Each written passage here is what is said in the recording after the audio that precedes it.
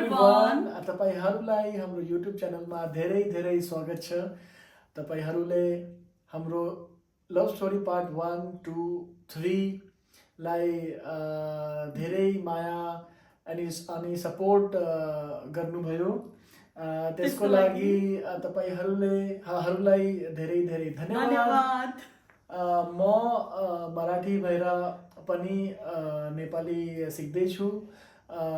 यसको रिजन तपाईहरुले सिर्फ और सिर्फ तपाईहरुले माया गर्नु भयो। सो विदाउट वेस्टिंग टाइम, जिसका आप सभी लोगों को बहुत समय से इंतजार था, लेट्स स्टार्ट अवर पार्ट 4।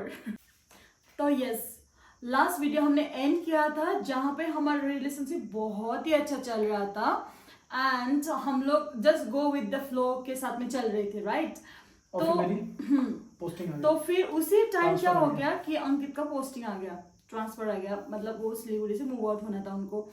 तो फिर हुआ क्या, तो हम लोगों ने और ज्यादा मतलब फ्रीक्वेंसी बढ़ा दी मिलने की। मतलब हम लोग एक भी दिन मिस नहीं करते थे मिलने का, और कभी कैफे, कभी घूमना, कभी लॉन्ग ड्राइव, कभी मूवी। तो एक दिन क्या हुआ कि हम लोग गए मूवी देखने के लिए जिसका नाम था तड़प। हम तड़प मूवी देखने गए थे, और तड़प मूवी में क्या हुआ कि अंकित ने पूरा हॉल बुक किया था। लाइक वहां पे हम कोई भी नहीं था, सिर्फ अंकित और मैं मूवी देखने। तो हम दोनों मूवी देखने गए, पूरा हॉल खाली था। इन्होंने मुझसे पूछा कि कोई भी नहीं है यहाँ पे, तो ही सेड कि मैंने पूरा हॉल खरीद लिया तुम्हारे लिए, ऐसा बोला। फिर बट नहीं, फिर मैंने विश्वास हो गया था। हाँ, तब नहीं, मुझे नहीं हुआ था, फिर थोड़ा थोड़ा हुआ था। सच में भी हो सकता है कि वो मूवी तो चला ही था ना, कोई इतना पागल हो सकता है। हाँ। फिर बाद में मुझे पता चला कि वो हमारा किस्मत थी। यस, इट वाज अवर किस्मत। एंड देखो, शिद्दत है, वो शाहरुख खान का डायलॉग भी है, तो किस्मत थी। मैंने 2 ही टिकट बुक करी थी एक्चुअली में, और पूरा मूवी हॉल हमें खाली मिल गया। और मैंने बेबिका को बुलाया कि सिर्फ तुम्हारे प्यार के लिए मैंने पूरा मूवी हॉल बुक कर दिया है।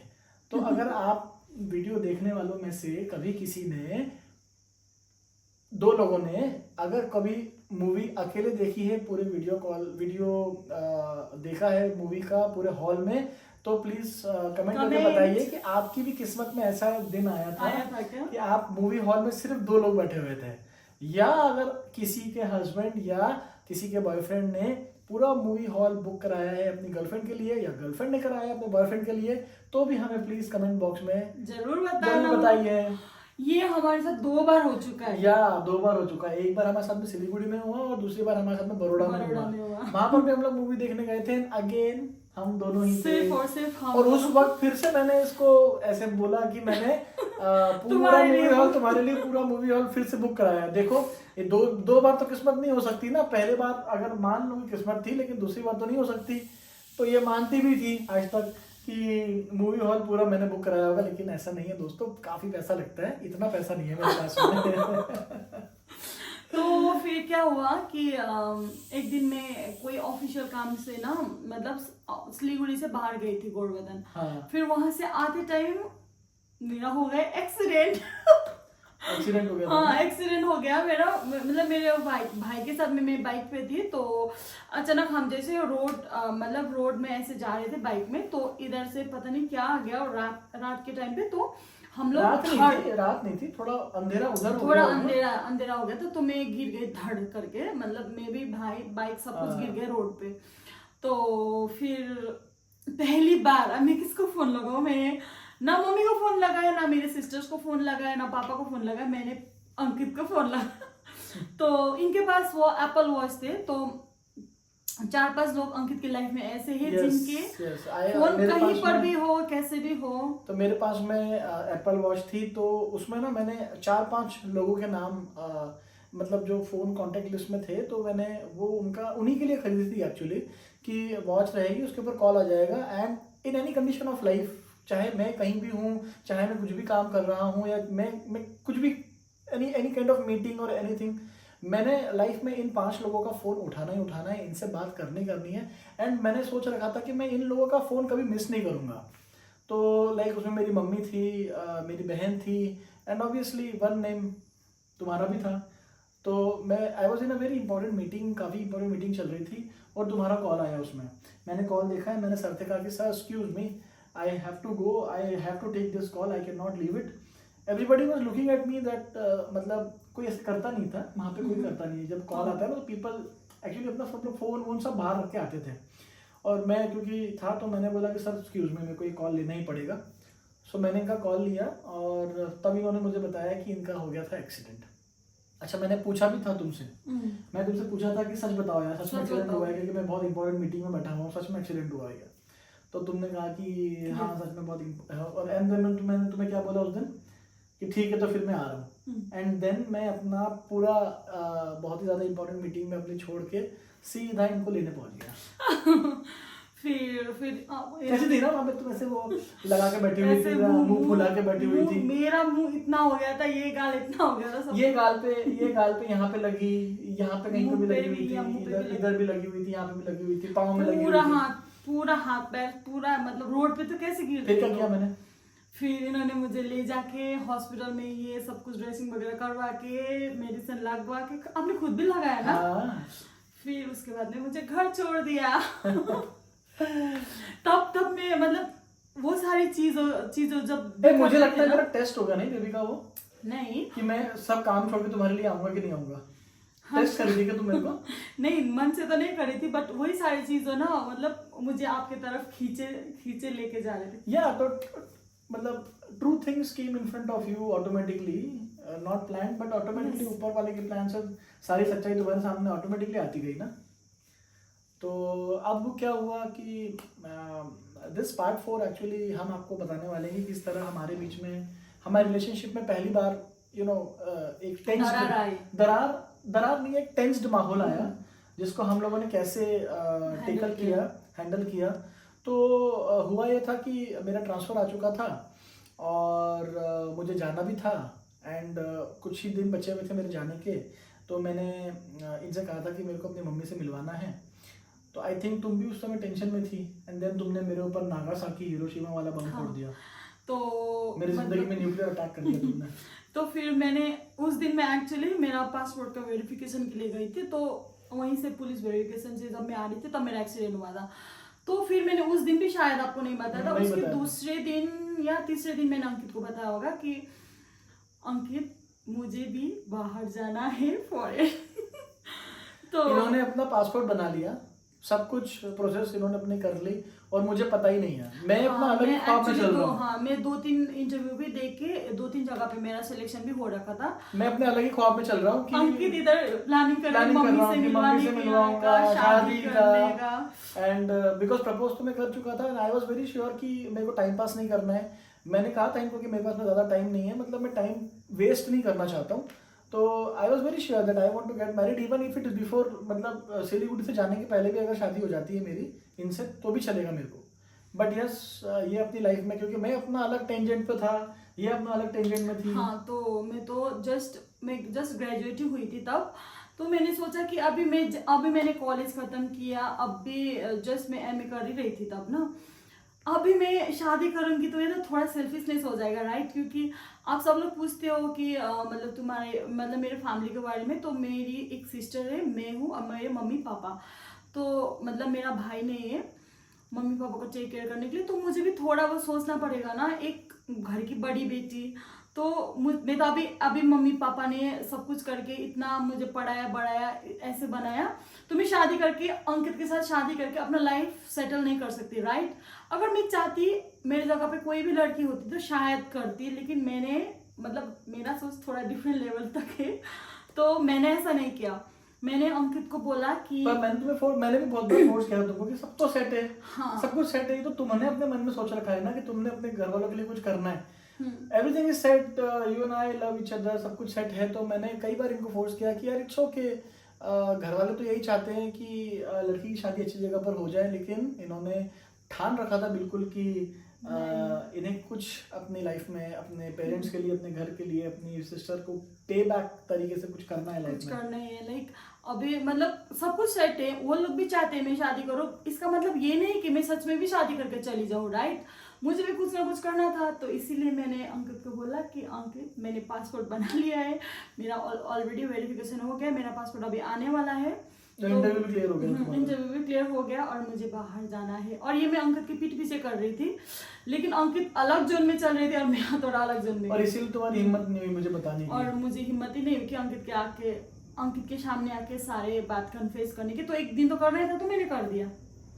और उस दिन से फिर हमारा रोज इस बात पे डिस्कस होने लगा, मतलब झगड़ा तो नहीं होता था, लेकिन डिस्कशन जरूर होता था कि अभी करना क्या है। Because suddenly what happened is, अभी मैं हूँ प्लान मेकर, मैं बनाता हूँ सारे प्लान हम दोनों के बीच में।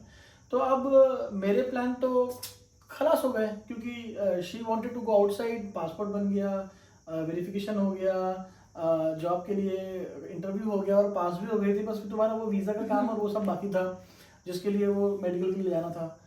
तो ये सब कुछ हो ही गया था, तो अभी मेरे पास में कोई प्लान नहीं था। तो इसी के लिए हम दोनों का बहुत ज़्यादा डिस्कशन होने लगा रोज़ रोज़, और धीरे धीरे करते करते मेरा ट्रांसफ़र का समय पास में आ गया। 3 मंथ था, तो मतलब 2 months, हाँ, तब तो फिर बाद में तो 2 मंथ हो गया। अब तो ऑलमोस्ट अंकित वहाँ से निकलने वाले थे और मेरा भी ऐसा हो रखा था। तो अब मुझे लगा कि क्योंकि मैं तो इस मूड में था कि इवन इफ मेरी मम्मी इनसे मिल लेती है या इनके पेरेंट्स से मैं मिल लेता हूँ, तो यहीं पे बात करके, यहीं से शादी करके हम दोनों साथ में निकल जाएंगे इन नेक्स्ट 2 months। बट ऐसा कुछ हो नहीं पाया, और बस ऐसे ही चलता रहा। एंड फिर मेरा समय आ गया निकलने का और मैं निकल गया। Then I went to my new station. मैं तब तो मुझे फीवर ये सब भी हुआ था जब ये निकल रहे थे, क्योंकि अब फेब में निकले थे ना वहाँ से, नहीं जनवरी में, जनवरी में, जनवरी, हाँ, 22 जनवरी को यार। और क्योंकि मेरा बर्थडे था फेब में ना, तो बर्थडे में भी हमने सेलिब्रेट नहीं कर पाए आज तक। तो मुझे फीवर भी आ रखा था, तो मैं उनके से लास्ट इवनिंग को मिलने के लिए गई, वही बिरयानी बाई किलो के आगे बिरयानी बाई किलो के आगे मिलने के लिए गए। और इन्होंने मुझसे कहा कि मैं कल सुबह आती हूँ आपको एयरपोर्ट भी ड्रॉप करने के लिए। तो फिर मैंने मना कर दिया कि ज़रूरत नहीं है, ना तो जाते वक्त मैं तुमको देख पाऊंगा, ना तो तुम मुझे देख पाओगे। मैं बहुत रोई थी सच में, कितना रोई थी। नहीं, मैं तो कब से रोने लगी थी जब से आपका वो हो गया। और फिर मैं चले गया। एंड तो मैंने कुछ दिनों का लीव लिया हुआ था, छुट्टी पे था मैं। और उस पूरी छुट्टी के दौरान भी हमारे साथ में यही पूरा डिस्कशन होता गया कि अब क्या करना है, क्योंकि मैं चाहता था इनको मम्मी से मिलाना, ये चाहती थी अपनी रिस्पॉन्सिबिलिटी निभाना, और दोनों ही चीज़ें बहुत इंपॉर्टेंट थी इस रिलेशनशिप के लिए। तो अब ऐसा नहीं हो सकता ना कि मैं अपनी खुशी देख लूँ और ये अपनी खुशी ना देख पाए। तो अब छुट्टी पे था, फिर छुट्टी से हम लोग जा रहे, मैं वापस अपनी जगह पे जा रहा था। This time I was going to Ladakh. मेरा ट्रांसफ़र लद्दाख आ गया था। -26 to 28 डिग्री सेल्सियस में मैं रहा हूँ वहाँ पे लद्दाख में फॉर गुड अबाउट 26 months, है ना। हाँ। एंड फिर हमने डिसाइड किया दोनों ने मिलकर कि हम लोग एक बार मिल लेते हैं दिल्ली में। तो फिर मतलब हम मिले दिल्ली में 3 दिन के लिए, या 2 रात, हाँ, 3 दिन, 3 दिन के लिए मिले। तो वहाँ पे भी कुछ खास हम लोग ने डिसीजन नहीं ले पाए, एक्चुअली नहीं ले पाए। वहीं पे बस मिले, because I was insisting every time, I was insisting कि तुम मत जाओ, क्या करोगे जाके, it is a long distance relationship, और हम दोनों के लिए ही, हाँ, क्योंकि अंकित को लॉन्ग डिस्टेंस रिलेशनशिप चाहिए ही नहीं था, हाँ, चाहिए ही नहीं था ना, ये रहना चाहते थे, इनको बस शादी करना था, कैसे भी करके शादी कर लो, लाइक। बट मैं तो अभी मेरा इतना सारा फैमिली का रिस्पॉन्सिबिलिटी, मैं यही सारी चीजें सोच रही थी, मैं कैसे करूँ। एक तरफ अंकित, एक तरफ मम्मी पापा और मेरी सिस्टर। तो बस फिर वहाँ डिसीजन नहीं ले पाए। फिर बाद में मैं बैक टू सिलीगुड़ी हो गई, फिर ये चले गए लद्दाख, और मैं चला गया Ladakh. And this was like you know starting of our long distance relationship, because भले ही हम लोग इंडिया में थे, but still I was very far, she was very far. तो it was like starting of the long distance relationship between us. And मैंने भी सोचा कि चलो ठीक है, अभी इस बार मैं वापस अपनी जॉब पे जब जाऊंगा तब एक्चुअली पता पड़ेगा कि लॉन्ग डिस्टेंस रिलेशनशिप चल कैसे रहा है। बिकॉज अभी तक तो हम लोग रोज मिल सकते थे, लेकिन अब हमें शुरू करना था उठने से लेकर सोने तक सिर्फ WhatsApp, phone call and video call पे कन्वर्सेशन। तो कैसे जाता है वो भी हमको देखना था। एंड रूटीन भी मुझे पता नहीं था कि मेरा रूटीन क्या होने वाला है, इनका भी रूटीन अब चेंज होने वाला था because I was not there. फिर उसके बाद में क्या? तो फिर मैं जब वहाँ पे चले गया, जाने के बाद में हमारी बात होने लगी वहाँ पे, and then we again decided कि मिलना तो पड़ेगा, इस बार फिर मिलना पड़ेगा। लेकिन बहुत झगड़े हुए, पता है, बहुत झगड़े हुए। इनफैक्ट कि ब्रेकअप की भी बात हो गई हमारी कि चलो ब्रेकअप कर लेते हैं, if you want to go तो फिर कर ही लेते हैं। Because if I told her कि अगर मैं तुम्हारे बिना 2 साल रह सकता हूँ तो मैं तुम्हारे बिना पूरी जिंदगी भी रह सकता हूँ। फिर अंकित ने ये बोला था, मैंने बोला था ये, क्योंकि अगर देखो सिंपल सी बात है, if I love you then I can not live without you, but if I can live without you for 2 years then I can live without you for longer duration also, whole life. ठीक है, and same applies for you also. ठीक है, तो इन पे भी वही apply होता था कि अगर रह सकते थे तो रह, और मैं तो I was not convinced only कि ये चली जानी चाहिए। तो बहुत डिस्कस होने के बाद फिर हमने डिसाइड किया कि फिर से मिलेंगे। वो भी ऐसा हुआ कि मुझे किसी काम के सिलसिले में फिर से दिल्ली की तरफ आना पड़ा। तो फिर मैं जब दिल्ली आया तो फिर मैंने इनसे बोला कि तुम आ जाओ एक बार दिल्ली। और अब मैं ना सुबह शाम, इनके दिमाग में भी सुबह शाम वही चल रहा है, मेरे दिमाग में भी सुबह शाम वही चल रहा है, वही बातें चल रही है कि अभी क्या करना है आगे, क्योंकि मैं अंकित को छोड़ नहीं सकती थी और मैं अपनी जिम्मेवारी से भी भाग नहीं सकती थी, राइट। तो मुझे भी अपनी लाइफ की कुछ डिसीजन लेने थे और इनको भी। तो फिर हमने डिसाइड किया कि हमें दिल्ली में एक बार फिर अगेन मिलते हैं। और इस बार जब हम दिल्ली में मिले तो मैं थोड़ा माइंड से आई वाज वेरी, मैंने सोच रखा था कि क्या करना है, मेरे को मालूम था कि मुझे क्या करना है। And to be very honest I was that time I was prepared कि शायद मुझे तुम्हें खोना पड़ सकता है। तो I was prepared for a breakup also, कि शायद मुझे तुम्हें खोना पड़ सकता है, क्योंकि मुझे समझ ही नहीं आ रहा था कि मुझे करना क्या है। I really did not want her to go, I really did not want a long distance relationship. Ankit तो बिल्कुल 100 में से 1% भी नहीं चाहते थे कि मैं चली जाऊं। अंकित तो यही चाहते थे कि जल्दी से जल्दी शादी कर लेते हैं हम। तो फिर अंकित ने मुझे एक बात कही तब, फिर हम जब दिल्ली में मिले थे तब मैंने इनसे एक सवाल पूछा था, तो आज वो सवाल फिर से रिपीट करते हैं। चलो, तो हम दोनों आमने सामने बैठे हैं, तो मैंने पूछा इनसे कि ठीक है, फिर एक बात बताओ मेरे को, अगर ये जो तुम्हारी जॉब लगी है, तुम पैसा भी कमाओगी, अपने घर वालों की टेक केयर भी करोगी, ठीक है, यू विल हैव तुम अपने पैरों पे खड़ी हो जाओगी, लाइफ बनाने की कोशिश करोगी, है ना। तो अगर मैं कहूँ तुम्हें कि इस चीज में से और इस रिलेशनशिप में से किसी एक को चूज करो, तो तुम क्या चीज करोगे? तो मैं तब भी मैंने रिलेशनशिप चूज किया था और आज भी वही करूंगी। तो यही सवाल एग्जैक्टली डिक्टो यही सवाल मैंने इनसे पूछा था कि इन 2 चीज़ों में से अपनी रिस्पॉन्सिबिलिटी, पैसा, घर वालों को पे बैक टाइम जो अब आया हुआ है, सिस्टर को हेल्प, और इस रिलेशनशिप वेयर सब कुछ सेटल है, इट जस्ट कि घर वालों को इन्फॉर्म करके शादी करनी है, तो इन दोनों में से आप क्या सिलेक्ट करोगे? तो शी साइड की रिलेशनशिप सिलेक्ट करूँगी, and which actually melted my heart. And now अब मैं सेल्फिश नहीं बन सकता हूँ। अगर if she is not selfish that time, अगर ये मेरे लिए इतना सब कुछ कर सकती थी तो उस समय मैं सेल्फिश नहीं बन सकता हूँ। तो मैंने ये सोचा कि अगर if she can sacrifice everything just for this relationship, then it is my turn to understand कि मैं इनको जाने दूँ, क्योंकि लॉन्ग डिस्टेंस रिलेशनशिप से सिर्फ हम दोनों पे फर्क पड़ रहा था। हाँ। क्योंकि अभी हमारी फैमिलीज तो इन्वॉल्व नहीं थी, पता नहीं था। तो लॉन्ग डिस्टेंस रिलेशनशिप से सिर्फ हम दोनों पे फर्क पड़ रहा था। तो मैंने कहा कि ठीक है, if you can sacrifice for me then I can also wait for you for 2 years, yes, so I can also wait for you for 2 years. And then हमने डिसाइड किया कि हम लोग पूरी शिद्दत से, ईमानदारी से ये जो 2 साल हैं तो वो उसको निकालेंगे, एक दूसरे का वेट करेंगे और प्यार को बरकरार रखेंगे और 2 साल निकाल देंगे और सीखेंगे कि अब सीखना ही था कि लॉन्ग डिस्टेंस रिलेशनशिप कैसे मेंटेन होगा। वो भी स्पेशली तब जब टाइमिंग्स चेंज होने वाली थी। मतलब I am in India, her planning was to go to some Arab countries and most probably to the Kuwait.